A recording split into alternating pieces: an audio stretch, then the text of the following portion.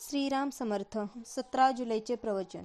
गुरूंनी सांगितलेले साधन अनन्यतेने सांभाळावे.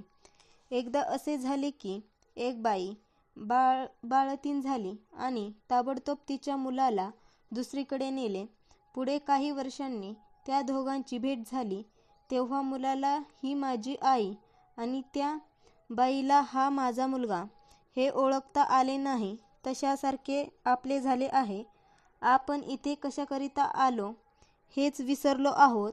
खरे म्हणजे आपण काही एका निश्चित कार्याकरिता जन्मलो आहोत, ते म्हणजे मनुष्य देहात परमात्म्याची ओळख करून घेणे हे होय.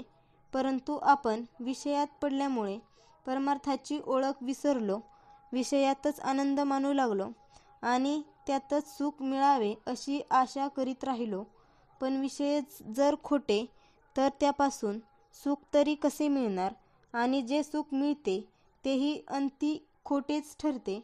म्हणून विषयापासून आपण विरक्त व्हावे, तेव्हाच भक्ती करता येते.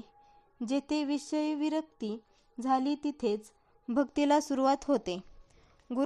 गुरु तरी काय करतो तर विषय हे खोटे आहेत, त्यात आपल्याला सुख मिळणार नाही हेच दाखवितो.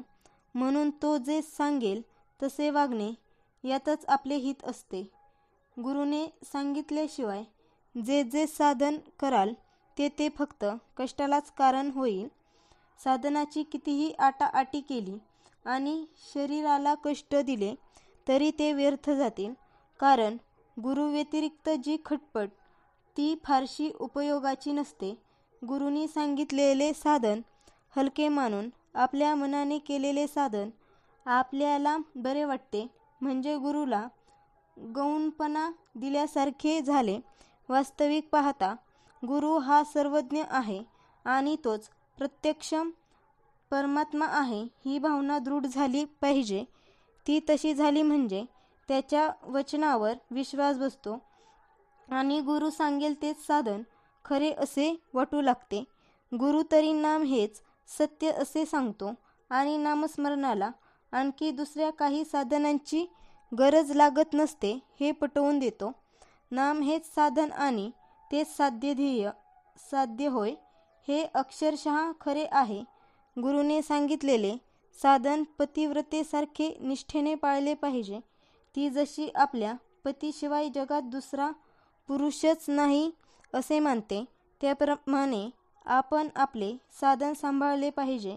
जो असा अनन्यतेने वागतो त्यानेच गुरु आज्ञा प्रमाण मानली असे होते आणि त्यामुळेच त्याला खरे सुख होते. कुठेतरी आपले प्रेम असावे, कुणावर तरी आपला विश्वास असावा, कुठेतरी आपलेपणा असावा, आपण त्याचे होऊन राहावे अशी नेहमी इच्छा धरावी. जितक्या अपेक्षेने आपण प्रपंचात सुख मिळविण्यासाठी धडपड करतो तितकी सर्व अपेक्षा जर भगवंताकडे लावली तर आपल्याला सुख खात्रीने मिळेल यात शंका नाही. आजचा बोध.